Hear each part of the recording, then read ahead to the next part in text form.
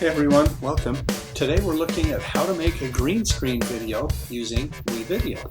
So the first thing you'll obviously need is a green screen, and this can be done in a variety of ways. You'll see in the image here, this is a commercial green screen. You can make a green screen by yourself using green paint on a wall, or you could find some fabric at a fabric shop. I happened to find some green fleece in the leftover bargain bin at a fabric store and made a green screen out of PVC pipe. So just get creative. You can come up with anything to do this. However, you will need cloth that's thick enough to block light from behind. And you want to have it lit sufficiently from the front. So if you place it next to a wall, add an extra light if you need to. That way you get a good light on your subject, but you also get a nice differential between that subject and the background. Also, it doesn't have to be this green, although Kermit the Frog green seems to work the best, hence the name green screen. However, you can also use cyan blue, like the finish button up here in the corner. Sometimes you get some weird eye effects with someone who has blue eyes if you do use the blue. You can also experiment with using the color key or chroma key on different things, like a person's shirt, for example, if you want them just to be a floating head. So you do have some options here with the green screen. Just make sure that it's well made and not going to tip over and kill somebody. Okay, to get started, we need some video to green screen. So I recorded a short clip here earlier with the green screen behind me. You'll note that it's somewhat different than the image here because the webcam on my computer wasn't quite as good, but that's still sufficient to do the job. The image has a nice flat green to it without wrinkles or creases in it, so that will make a better effect. Next thing we want to look at is a way to get a video or image channel below video 1, as you can see here, because the green will be removed from the image and made transparent, and so whatever is in the lower channel will show through. So to add another video channel or image channel, we click the plus sign here, we choose video and text, and we add the track.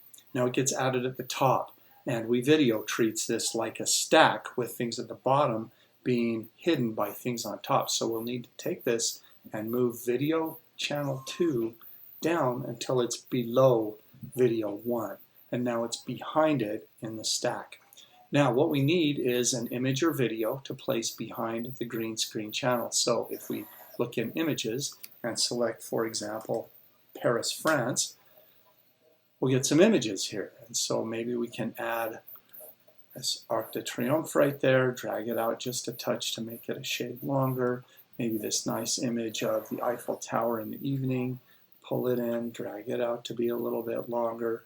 Maybe we can add this church Sacré-Cœur right here. We'll pull it in, drag it across, and then a little bit long right there, sorry. Then we can add this interesting shot from the base of the Eiffel Tower right here. So we've got several different images, but one chroma key cut will fix all of these. So what we do now is double click on the video channel with the green screen. That is a lovely image. We'll come across in the clip editor till we come to the image icon that looks like Head and Shoulders. Click on that, and then we select the eyedropper. And what we do from here is come out into the image and choose a good representative green spot. And you can see it selects the hexadecimal number right here and shows which color we selected. Now, if you find that your image didn't work very well, you can always go back into it and reselect, cancel, reselect a new spot. For now, it's okay, but let's do some adjustments. You can see I have kind of a green haze or fringe around the image, so I can cut the color balance a little bit. You can see some changes happening with my hand right there. You can also pull in color sensitivity, which does some slight changes.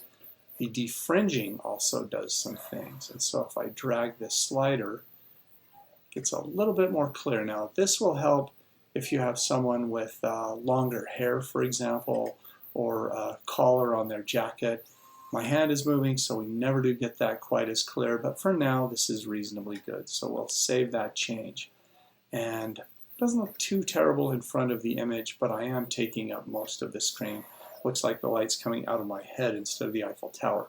So the way we fix that, double click our image, come up here to the Effects Transformation slider, and from here we can move the subject somewhere else on the screen. And so as we do that, we get a better shot at the background. Save that change, and sort of scrub through just to see how it looks on each of those images we selected. Now, if you find that you're taking up too much space on one of these, we can come in here, come to this image, and split it. And from there then, we can take the character who's in front and move him somewhere else. And so now as we scrub through, you'll notice that when we get to that church, I'm in a better position. So that sort of helps us to get where we want to go. And if you find that one of your images in the background isn't the way you want it, you can double click it and move it around. Right? So these are your options here to get the optimal look that you want. Okay, well that's basically all there is to making a green screen. Pretty easy if you have the right equipment. Remember, you'll need a nice bright green, sort of Kermit the Frog green screen behind you to get the right effect. You can also use that bright blue if you choose. Okay, that's about all there is to it. Meanwhile, have a great day.